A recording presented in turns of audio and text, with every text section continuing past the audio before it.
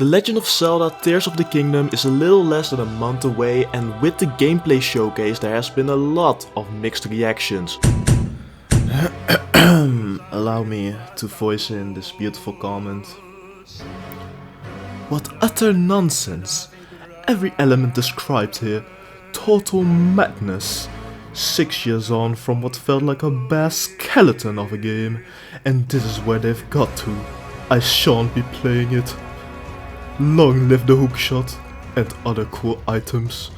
Begone insane new capabilities and stupid stamina wheel.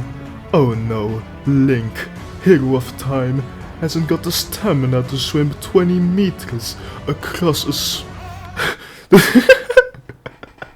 There are fans that are disappointed because the old map is being reused, calling it a $70 DLC? Okay, so while I was editing this video, the final trailer dropped for Tears of the Kingdom. If you watch that and still think this game's a DLC, I don't know what to tell you, man. What the hell is that area? Oh, what the fuck? What the fuck? Whoa! Who's that? Oh! Oh! The jazz! Oh my god! Nah! You dare call this game a DLC now? You dare do that?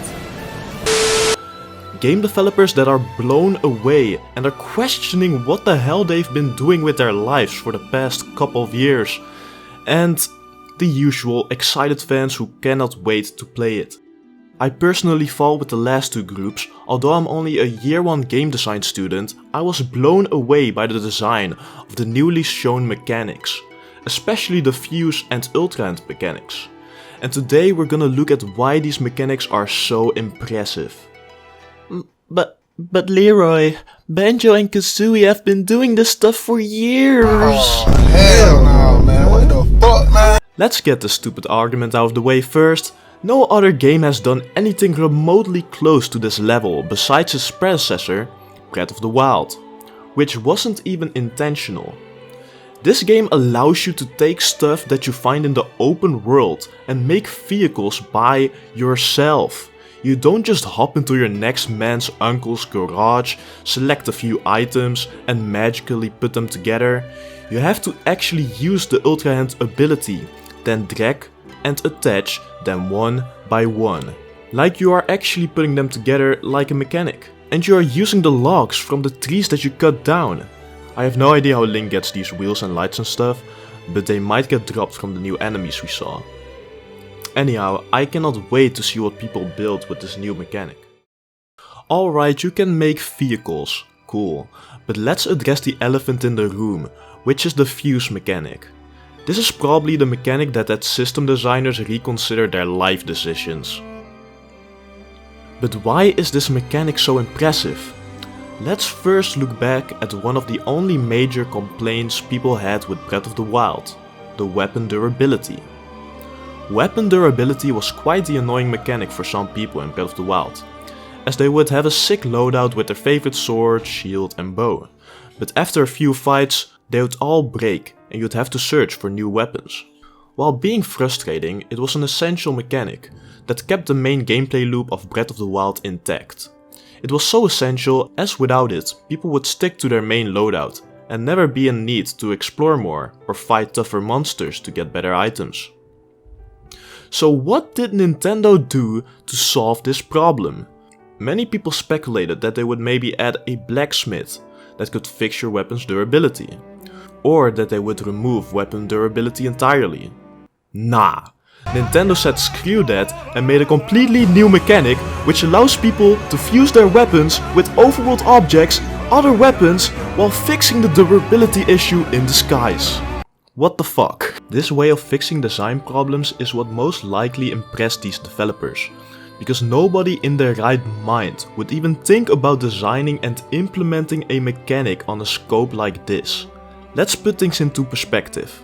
For the arrow fusing alone, you seem to be able to fuse with every material in the game. Breath of the Wild had around 150 different materials. Tears of the Kingdom will probably add even more, but let's keep it at 150 for now.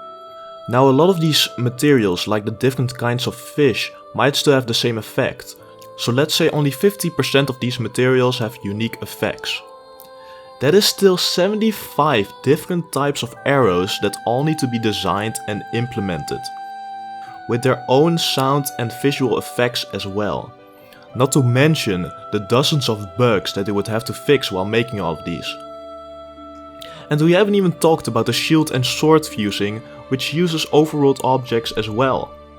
I wouldn't be surprised if the fuse mechanic alone took 2 or 3 years to develop.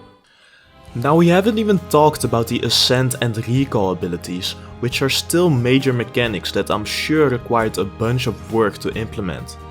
Which is why I can't imagine people thinking that this game is DLC.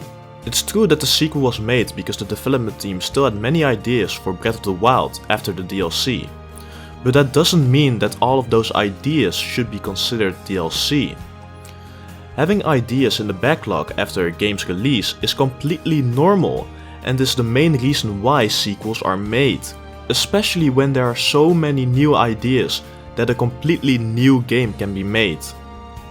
Look at all these franchises. They would be celebrating as if Jesus came back from the fucking heavens if they got a sequel with content even close to what Tears of the Kingdom is providing. We are getting a whole new area to uncover in the air, new mechanics, new story, new side quests, new shrines and dungeons probably, and the list goes on. So please don't call this a DLC, the 6 years of development are going to prove worthy, trust me. But hey, if my reasoning still isn't enough for you, let me know in the comments below. And make sure to like and subscribe for more. I've been pretty busy, but I might stream and upload more in the future. Thanks for watching and until next time.